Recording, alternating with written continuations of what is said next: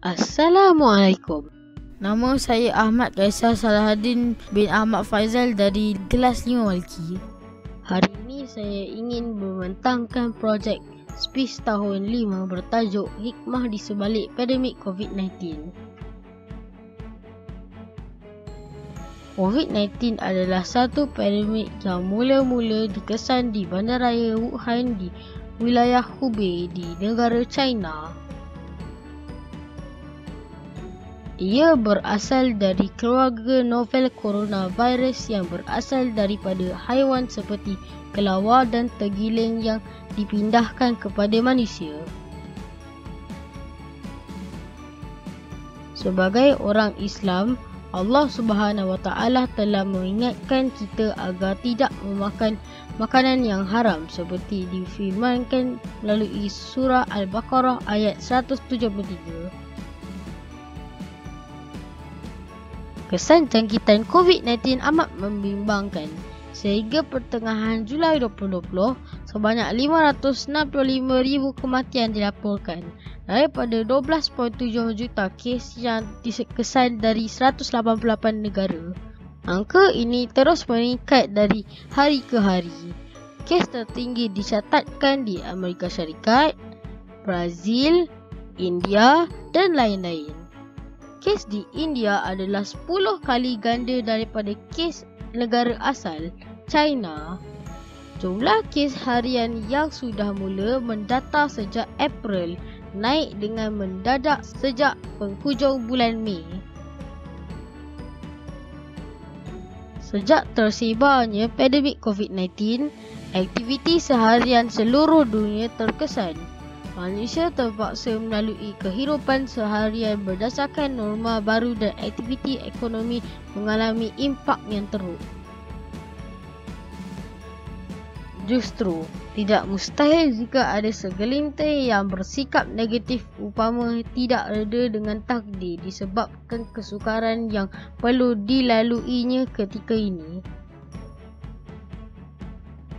Allah Subhanahu Wa Taala mengingatkan manusia melalui surah Ali Imran ayat 191 bahawa Allah tidak menjadikan sesuatu dengan sia-sia.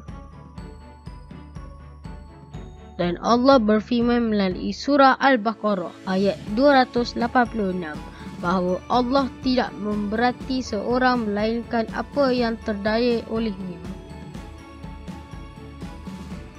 Berdasarkan dalil-dalil tersebut, dapat saya kumpulkan beberapa hikmah daripada pandemik COVID-19 terhadap diri dan keluarga saya, mempercepatkan revolusi teknologi, penjagaan masa, penjagaan alam sekitar dan menghargai setiap anugerah yang dikurniakan.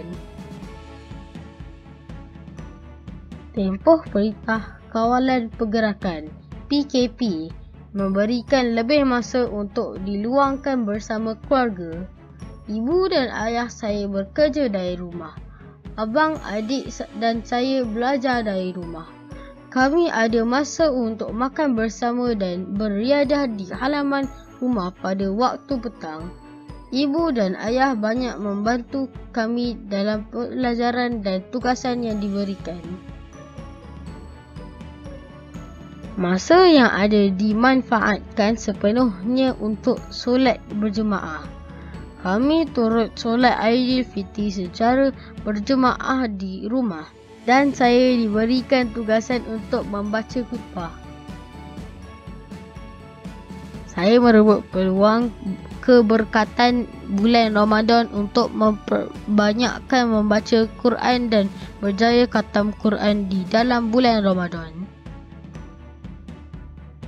COVID-19 mengajar kita tentang norma baru kebersihan diri. Sebagai contoh, sentiasa memakai pelitup muka sebaik saja keluar dari rumah.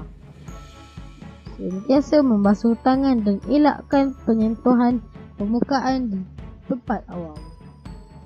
Amalkan penjarakan sosial sekurang-kurangnya 1 meter. Terus mandi dan membersihkan diri sebaik saja pulang ke rumah. Tidak berjabat salam dengan cara bersentuhan. tidak menyentuh hidung, mulut dan mata tanpa membasuh tangan terlebih dahulu, dan tidak mengunjungi tempat yang sesak seperti konsert, tandingan sukan dan sebagainya. Bagi meningkatkan tahap kesihatan kami dianjur untuk membuat aktiviti riadah yang boleh menyihatkan badan dan merapatkan silaturahim. Pemakanan kami juga dipantau oleh ibu agar kami makan makanan yang sihat bagi menguatkan antibodi melawan penyakit. Ini bagi mengelakkan daripada jatuh sakit dan mengunjungi klinik atau hospital kerana dikualiti ada pembawa virus COVID-19 yang tidak disedari. Waktu petang dan hujung minggu dimanfaatkan dengan aktiviti berkebun. Berkebun dapat mengeluarkan peluh dan mendapat manfaat vitamin D daripada cahaya matahari pagi. Selain itu, berbudi kepada tanah membuahkan hasil dalam bentuk makanan seperti sayur-sayuran dan buah-buahan serta menjimatkan belanja harian.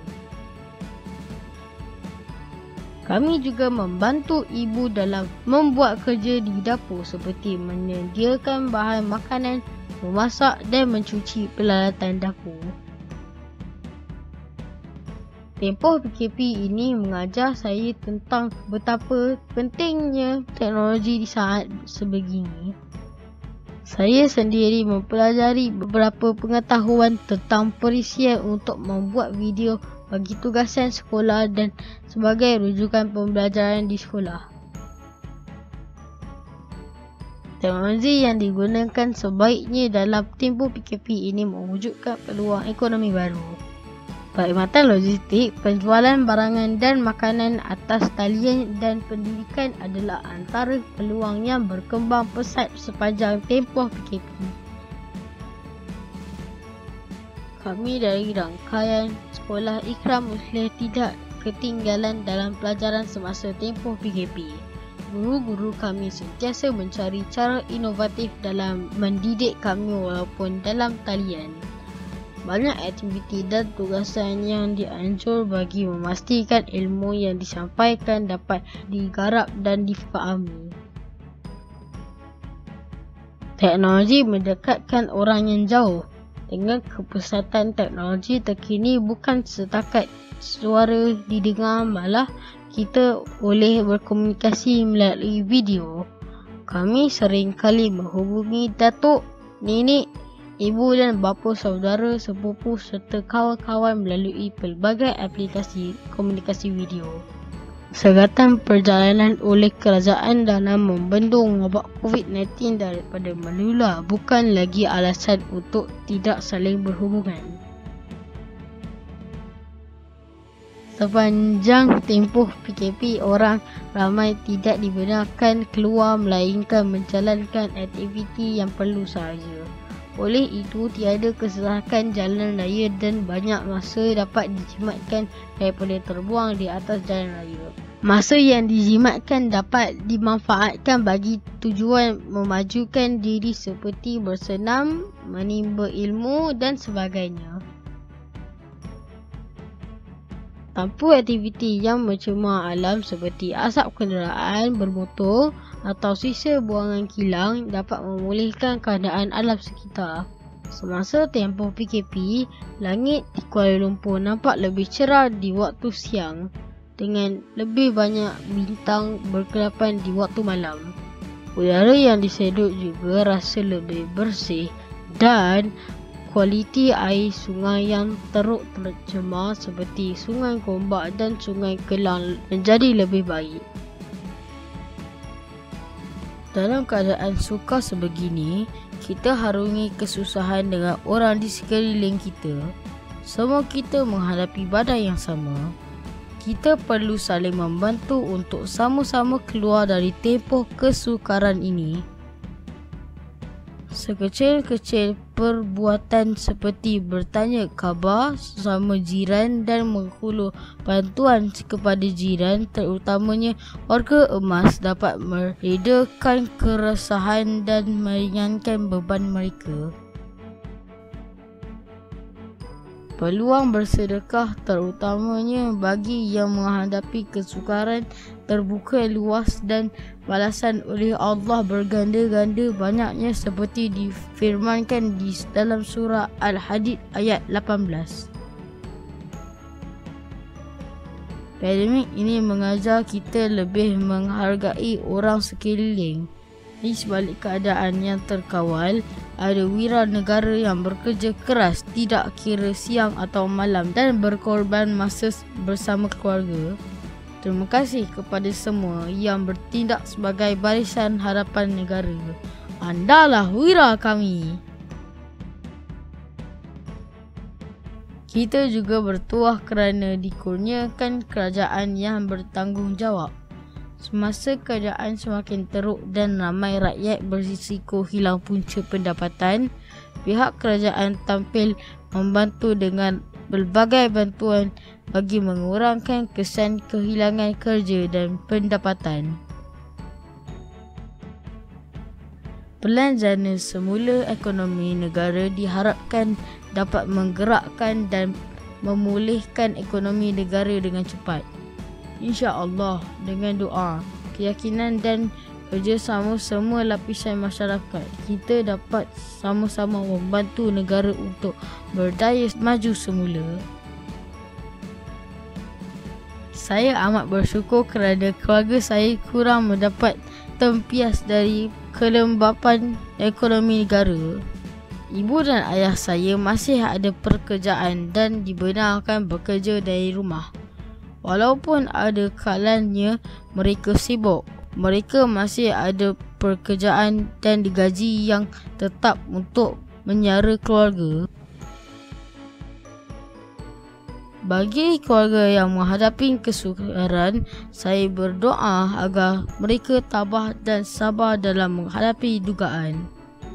Ingatlah firman Allah dalam surah Al-Baqarah ayat 155 tentang perkabaran gembira bagi orang yang sabar. Di sebalik awan gelap ada sinarnya. Sebagai penutup, ingin saya rumuskan bahawa setiap kesukaran juga disertai dengan peluang untuk menjadi lebih baik. Terpulang kepada setiap individu sama ada hendak meratapi masalah yang berlaku di luar kawalan atau melihat masalah ini dari perspektif positif. Harapan ini telah dijamin oleh Allah Subhanahu Wa Taala melalui firman-Nya dalam surah Asy-Syarh ayat 6 bermaksud bahawa sesungguhnya setiap kesukaran disertai kemudahannya. Akhir sekali, terima kasih kepada semua wira negara yang bekerja keras demi kesejahteraan negara.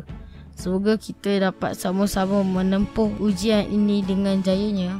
#kita jaya kita. Sekian sahaja daripada saya. Bye.